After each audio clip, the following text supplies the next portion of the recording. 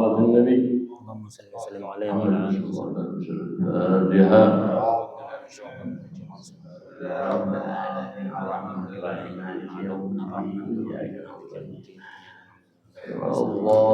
الضالين آمين يا رب العالمين.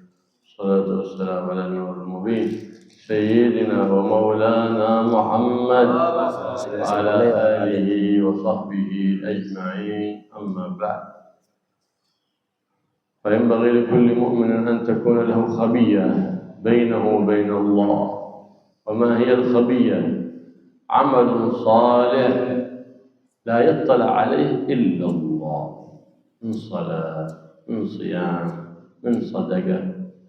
هذه الخبية أول ما تتلقاك في قبرك، أول ما تشوفها قدامك خبية، عمل صالح يقربك إلى الله سبحانه وتعالى، بينك وبين الله. كثير من السلف الصالح لهم أعمال صالحة حتى زوجته ما هي دارية، حتى زوجته. قال بعضهم قال ختمت القرآن 15 مرة وأنا في الفراش عن زوجتي، حتى زوجته ما تعرف. وبعضهم لهم صدقات ما يطلع عليه أحد أبدا، كما كان سيدنا علي زين العابدين ينفق على غالب بيوت أهل المدينة، آخر الليل يروح يوصل لكل بيت ما يحتاجه من الطعام ومن الكساء، فيخرجون لصلاة الصبح يحصلون الأكياس تحت فيها الطعام، فيها كل ما يحتاجه. أعوام، ما هو يوم ولا يومين، ولا يعرفون أحد حتى خادمه. يا سيدي أنا أنوب عنك في حمل هذا، يقول لا أنا أولى بحمل متاعي. فلا يدري حتى الخادم إلى أين يذهب، وما أحد يعرف أبدا أبدا. ما عرفوا ذلك إلا بعد انتقاله للرفيق الأعلى سيدنا علي زين العابدين، عندما رآه الذي يغسله، رأى أثر السواد على كتفه، قال هذا الرجل يشتغل حمال، كان هذا حمال ولا ايش هذا؟ كأنه كان حمال هذا. فقال هذا خادم عن سيدي كل يوم. فافتقد أهل المدينة ما كان يحصلونه من الصدقات ومن حاجات. بعد انتقال سيدي علي زين العابدين للرفيق، عرفوا أنه هو ذاك الذي كان يأتي بما يحتاجونه إلى أبوابهم، إلى بيوتهم. النبي محمد صلى الله عليه وسلم ذكر من السبعة الذين يظلهم الله في ظل عرشه يوم لا ظل إلا ظله، ورجل تصدق بيمينه فأخفاها حتى لا تعلم شماله، كناية عن الغاية في السرية. لهذا يقول النبي محمد صلى الله عليه وسلم صدقة السر تطفي غضب الرب سبحانه وتعالى، وكل على حسب استطاعته. نعم، النبي محمد صلى الله عليه وسلم يقول لو أهدي إلي كراع لقبلته، ولو دعيت إلى ذراع لأجبته. كناية عن القلة.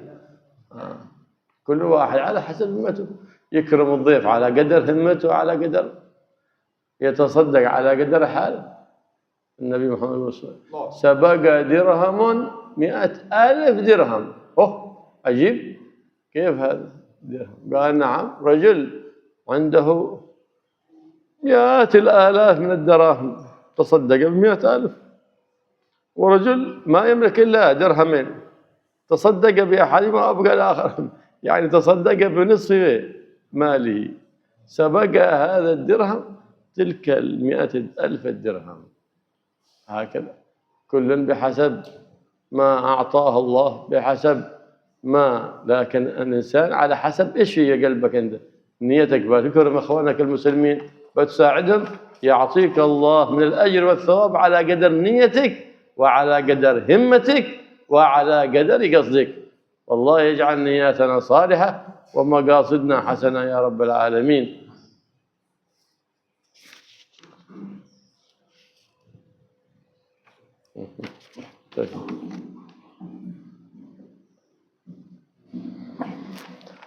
Bismillahirrahmanirrahim. Alhamdulillahirabbil alamin wassalatu wassalamu ala sayyidina wa maulana Muhammad wa ala alihi wa sahbihi ajma'in. Amma ba'd.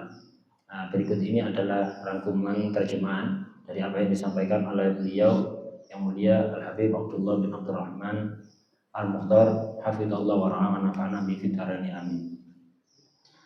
Beliau setelah membaca hamdalah, salawat dan salam kepada Rasulullah SAW, kemudian beliau menyampaikan bahwa hendaknya setiap mukmin atau mukminah itu memiliki amal yang tersembunyi yang tidak diketahui kecuali oleh Allah Subhanahu wa taala.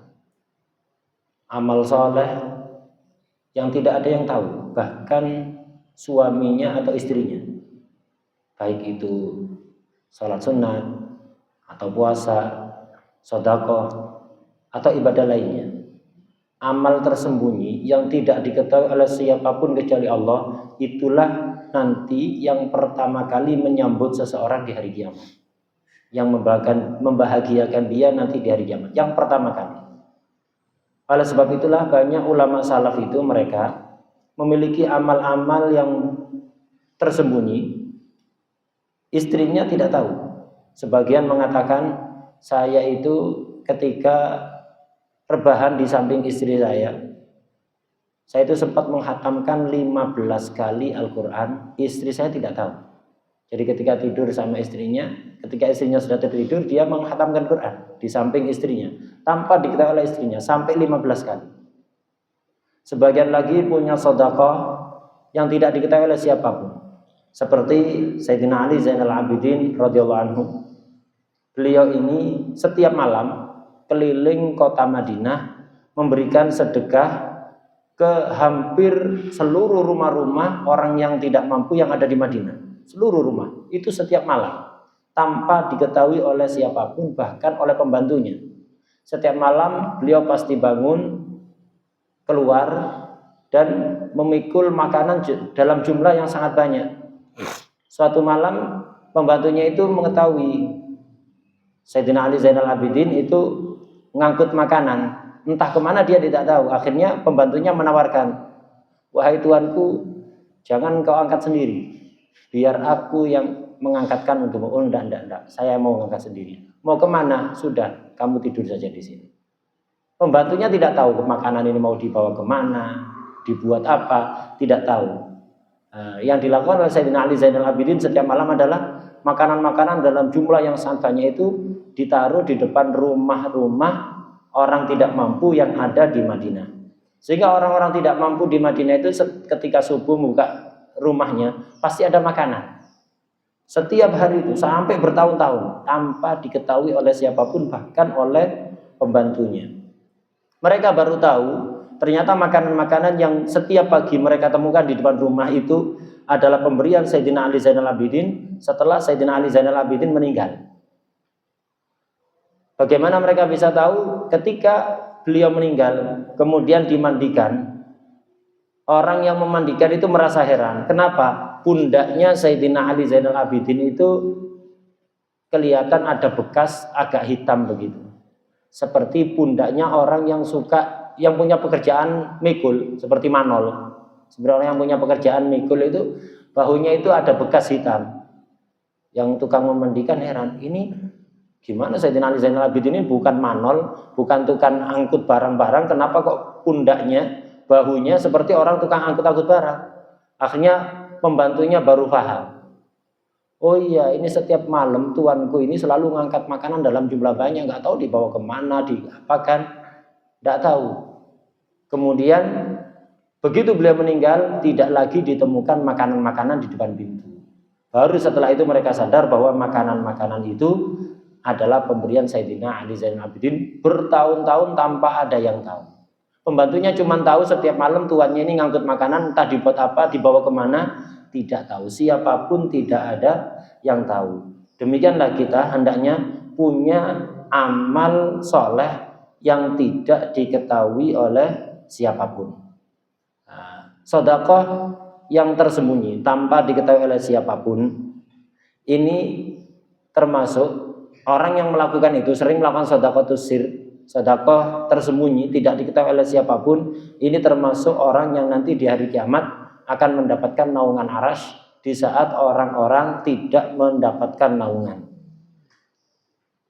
Dalam hadis yang lain Rasulullah SAW menjelaskan bahwa sedekah sirri itu bisa memadamkan kemurkaan Allah Subhanahu wa taala. Sedekah itu tidak harus banyak. Sedekah itu tergantung kemampuannya. Rasulullah SAW pernah bersabda, kurang lebih artinya, jika seandainya ada orang memberikan hadiah kepadaku, kikil kambing. Di zaman itu kikil itu dibuang-buang. Jadi sesuatu yang tidak diminati oleh orang. Jika ada orang memberikan hadiah kepadaku kikil, aku mau menerimanya. Padahal umumnya orang membuangnya. Tapi ketika ada orang memberikan itu sebagai hadiah untuk Rasulullah, beliau akan menerima. Jika aku diundang oleh orang untuk makan di rumahnya, makan kikil, saya juga akan datang memenuhi undangannya. Ini menunjukkan apa? Rasulullah SAW itu menganjurkan kita sedekah walaupun itu sesuatu yang remeh, yang sepele, yang penting sesuai kemampuannya dan didasari niat yang baik. Beliau pernah menjelaskan kadang ada orang itu sedekah cuma 1 dirham, tapi pahalanya mengalahkan orang yang sedekah 100.000 dirham. Sedekah 1.000 pahalanya mengalahkan yang sedekah 100.000. Sahabat heran, kok bisa wahai Rasulullah sallallahu alaihi wasallam? Dia menjelaskan, iya, ini yang sedekah 1 dirham, dia cuma punya uang 2 dirham. Dia punya uang 2 dirham, yang satu disedekahkan, yang satu dibuat keperluannya dia. Artinya dia mensedekahkan separuh hartanya. Sementara yang sedekah 100.000, satu dibanding 100.000, yang satunya sedekah 100.000, dia memiliki ratusan ribu. Banyak sekali hartanya disedekahkan cuman 100.000 dirham. Ya pahalanya tidak melihat jumlah 100.000-nya, tapi persentase dari keseluruhan hartanya. Yang penting ketika kita sedekah atau melakukan amal yang ibadah yang lain, itu dasarilah dengan niat yang baik, dengan semangat yang tinggi. Jangan melihat kecil besarnya harta kita, tapi lihatlah betapa besar pahala yang akan kita dapatkan dari Allah Subhanahu wa taala dan tujuannya yang baik. Semoga Allah memberikan kepada kita niat yang baik.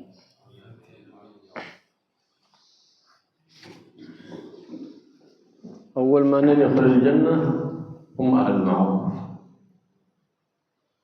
أهل المعروف يقول النبي محمد أهل المعروف في الدنيا هم أهل المعروف في الآخرة. أهل المنكر في الدنيا هم أهل المنكر في الآخرة. وقال بعض الروايات صنايع المعروف تجي مصارع السوء، تحفظك في حطك في ترحالك في سفرك، كلما اصطنعت معروفا لإخوانك المسلمين سواء بمال أو بحال ولو بنصيحة، هذا من المعروف. هذا من المعروف.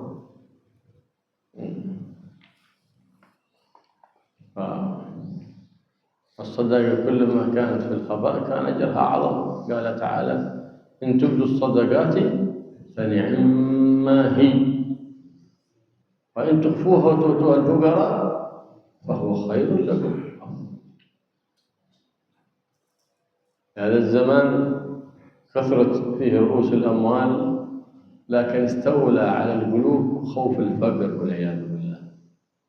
خوف الفقر كثير، عندهم أموال طائلة لكن في قلوبهم خوف الفقر. فهو الفقير الحقيقي حتى ولو عنده مليارات وعمارات وأموال كثيرات، هذا هو الفقير الحقيقي الذي قذف في قلبه مخافة الفقر. هذا هو الفقر الذي استعاذ منه النبي محمد صلى الله عليه وآله وسلم. لما سئل النبي محمد عن الصدقة، لا، الصدقة أضعاف مضاعفة. وابتلى قوله سبحانه وتعالى: إن تقرضوا الله قرضا حسنا يضاعف لكم أضعافا كثيرة كثيرة، يضاعف الله سبحانه وتعالى. الله يثيب بالكثير وأنت تعمل العمل القليل. بكل الأعمال، صدقة، صلاة، صيام، أعمال قليلة لكن ثواب كثير من المولى سبحانه وتعالى العلي القدير. فاحرص على العمل الصالح وتستقبل صيام رمضان بأعمال صالحة، تستقبل ليلة نصف من شعبان بأعمال صالحة حتى تكتب عند الله من الصالحين. فإنه في ليلة نصف من شعبان تقدر المقادير وتكتب الآجال، ويعطى ملك الموت الأسماء الذين بيموتون من شعبان إلى شعبان. فأنت إذا قدمت أعمال الصالحات فتستعد لهذه الليلة العظيمة التي لها قدر عظيم عند المولى العظيم سبحانه وتعالى، فتقدر الآجال وأنت متلبس بالأعمال الصالحات. لهذا كان يحرص النبي محمد صلى الله عليه وسلم على إحياء ليلة نصف من شعبان وعلى صيام يومها لما فيه من الأجر والثواب العظيم من المولى الكريم سبحانه وتعالى. فيها يفرغ كل أمر حكيم، يقدر الآجال والأرزاق في ليلة النصف من شعبان. احرص أن يكون لديك في ليلة نصف من شعبان عمل صالح، وليومها من الفضل كليلتها. يومها أي اليوم 15 له فضيلة كفضيلة ليلة نصف من شعبان. احرص على هذه الليلة وعلى هذا اليوم حتى إذا نسخ أجلك نسخ وأنت من الطائعين المطيعين لله رب العالمين سبحانه وتعالى. يمحو الله ما يشاء ويثبت عنده أم الكتاب.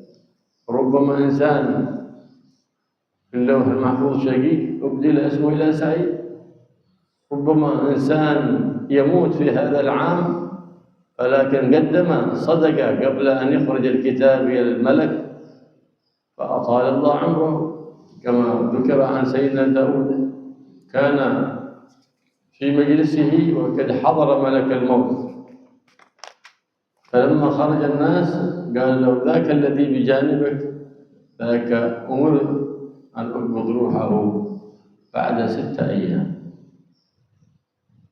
فيحضر ذلك المجلس ذلك الرجل، عبرت 6 الأيام ما مات، عبر 60 يوم ما مات، فسأل ملك الموت: ما باله؟ قلت: يموت بعد 6 أيام. قال: نعم، عندما خرج من مجلسك كان في جيب 6 دراهم فتصدق بها على المحتاجين، فأعطاه الله بكل درهم 10 سنوات، فزيد في عمره 60 سنة.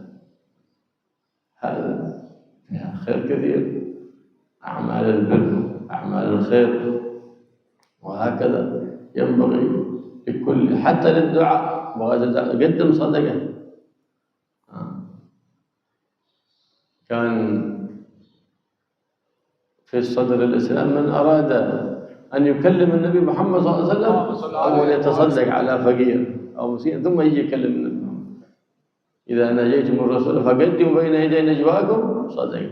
نسخ ذلك الوجوب وبقي الندب. إذا بتزور ولي من أولياء الله، بتزور نبي، بتزور صالح، تقدم صدقة بنية قبول الزيارة، بنية قبول الدعاء، فذاك له أثر كبير كثير في استجابة الدعوات وقبول الأعمال الصالحات. هكذا علمنا النبي محمد صلى الله عليه وآله وسلم سيد السادات.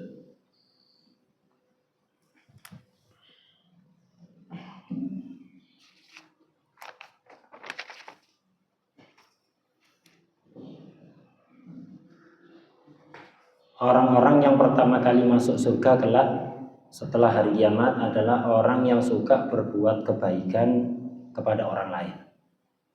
Orang yang suka berbuat kebaikan ketika masih di dunia, nanti mereka juga yang akan suka berbuat kebaikan ketika di akhirat, bisa membantu orang-orang lain untuk masuk ke dalam surga.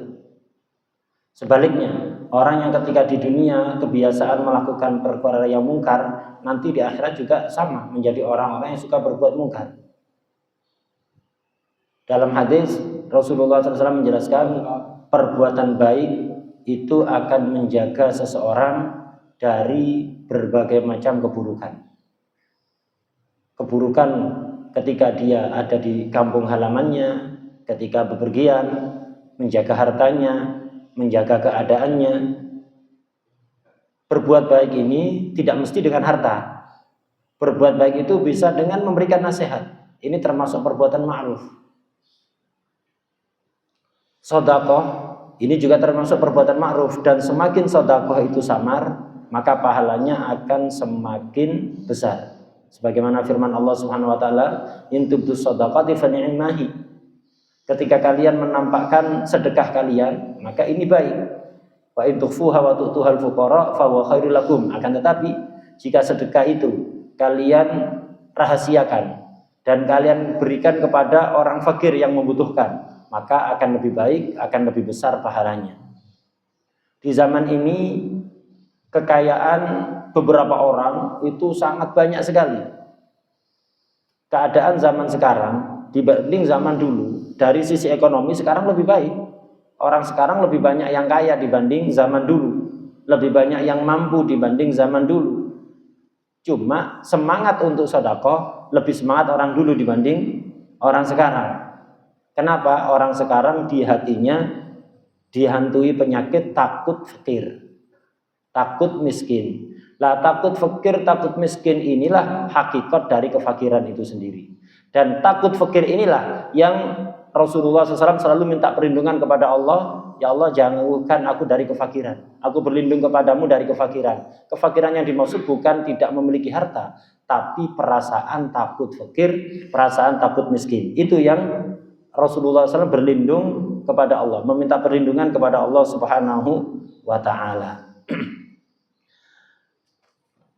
Kemudian orang yang di hatinya dihantui rasa takut miskin, takut fakir, walaupun hartanya bermiliar-miliar, hartanya sangat banyak sekali, dia inilah hakikatnya orang yang fakir. Orang yang fakir itu bukan orang yang tidak punya apa-apa. Bisa jadi orang itu hartanya tidak banyak, tapi dia tidak takut fakir, sedekah tanpa ada rasa takut jatuh fakir, jatuh miskin. Ini hakikat orang kaya. Orang sekaya apapun tapi dia takut fakir, dialah hakikat orang yang fakir. Kita ini alhamdulillah memiliki Tuhan Allah Subhanahu wa taala yang Maha Dermawan. Kita beramal sedikit saja, baik itu sedekah atau yang lain, pahalanya sangat besar, baik itu sholat, puasa, pahalanya sangat besar. In tuqridullaha qardan hasanan yudha'ifullah yudha'ifun katsir. Yudha'ifun katsir. Adafan katsiran. Jika kalian berbuat baik karena Allah, dibahasakan dengan memberikan hutang kepada Allah. Allah tidak pernah hutang kepada kita. Artinya kita beramal kebaikan, niatnya mencari ridha Allah Subhanahu wa taala, maka Allah akan melipat gandakan dengan kelipatan yang sangat banyak. Begitulah, Allah tidak pernah membalas amal seseorang sesuai dengan amalnya persis, tidak, mesti lebih, berlipat-lipat yang tidak bisa dihitung. Karena itu semangatlah untuk memperbanyak amal soleh sebagai amal untuk menyambut bulan Ramadan, menyambut malam nisfu Sya'ban. Nah, sebentar lagi kita akan menyambut malam nisfu Sya'ban, malam dicatatnya takdir seseorang, ajalnya, kematiannya, rizkinya dicatat oleh Allah, catatannya diberikan kepada malaikat untuk selama setahun mendatang, itu di malam nisfu Sya'ban. Sambutlah malam nisfu Sya'ban dengan amal baik, sehingga ketika buku catatan takdir kita itu diberikan oleh Allah kepada malaikat, kita dalam keadaan berbuat baik. Harapannya seandainya di situ ada catatan yang tidak baik, misalnya meninggal tahun ini, Allah akan berkenan merubahnya menjadi tidak jadi meninggal di tahun ini, diberi umur yang panjang. Jika catatannya di situ rizkinya seret gara-gara kita berbuat baik, dirubah oleh Allah menjadi rizki yang luas dan lapang serta berkah. Nah, kemudian di malam nisfu Sya'ban itu semuanya catatan tentang kita, takdir kita itu diberikan oleh Allah kepada malaikat. Orang yang meninggal tahun di antara Sya'ban tahun ini dengan Sya'ban tahun depan itu sudah ada catatannya semuanya. Karena itu sambutlah dengan amal baik. Malam nisfu Sya'ban itu dianjurkan kita untuk menghidupkannya dengan berbagai macam ibadah. Jadi di malamnya, malam 15 bulan Sya'ban itu kita hidupkan dengan ibadah. Siangnya juga sama.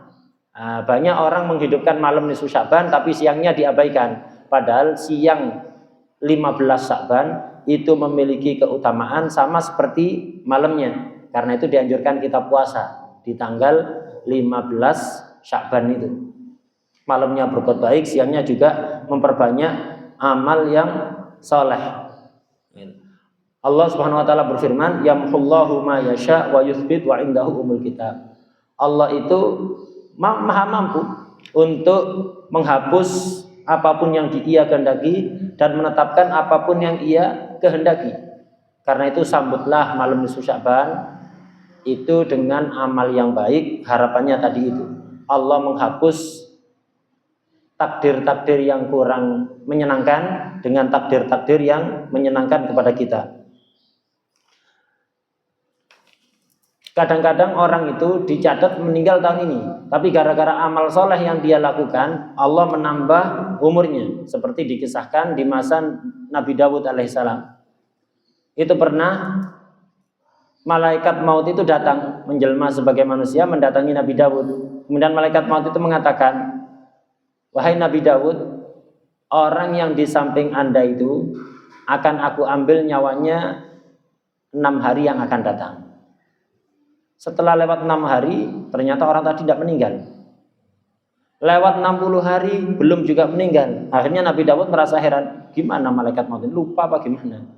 Jadi Nabi Dawud heran, malaikat maut katanya orang yang di sampingku dulu itu, kamu bilang dia akan meninggal setelah 6 hari. Sekarang sudah lewat 60 hari, dia masih hidup, sehat-sehat. Ini gimana? Malaikat maut mengatakan, iya, memang waktu saya mengatakan kepada Anda di buku catatan kematian saya itu memang tertulis dia akan meninggal 6 hari yang akan datang. Tapi setelah saya ngomong seperti itu, dia keluar dari majelis Anda, orang tadi itu mensedekahkan uang yang ada di kantongnya sebanyak 6 dirham, itu disedekahkan kepada orang fakir. Akhirnya Allah membalas dia sedekah 6 dirham, per dirhamnya dibalas tambahan umur 10 tahun, 1 tahun. Dibalas umur 10, mohon maaf 10 tahun. Jadi umurnya sekarang oleh Allah ditambah 60 tahun. Gara-gara sedekah 6 dirham. Begitulah hendaknya kita itu yang semangat melakukan ketaatan kepada Allah, khususnya sedekah. Sebelum ziarah orang soleh, sebelum berdoa. Karena kalau Anda doa didahului dengan sedekah, itu harapan dikabulkan oleh Allah jauh lebih besar. Di awal Islam dulu itu, Allah mewajibkan siapapun yang ingin berbicara kepada Rasulullah SAW untuk sedekah dulu. Kemudian dinasakh, dihapus kewajiban tersebut, tapi tetap disunahkan. Begitulah kita hendaknya kalau kita mau ziarah Rasulullah SAW ke Madinah, mau ziarah walinya Allah yang hidup atau yang sudah meninggal, mau ziarah orang soleh, hendaknya sedekah dulu. Niatnya apa? Niat agar supaya Allah menerima ziarah kita, menerima doa-doa kita. Ini sangat mujarab untuk diterimanya amal kita dan diterimanya doa-doa kita. الله يستجيب الدعوات ويعجل الإجابات ويغفر لنا ولكم الذنوب والخطيئات آمين. ويصلح الأولاد والبنات يا رب العالمين ويفينك من شر الأذيات جعلنا حفظ من جميع الأسد المكين ويغفر لكم ما مضى وجعلنا من أمر الأبناء بالآباء والأموات أحياء وأموات يا حي يا قيوم يا ذا الجلال والإكرام وصلى الله على سيدنا محمد سيد الأنام وعلى آله وصحبه الظلام والحمد لله رب العالمين. سر الفاتحة.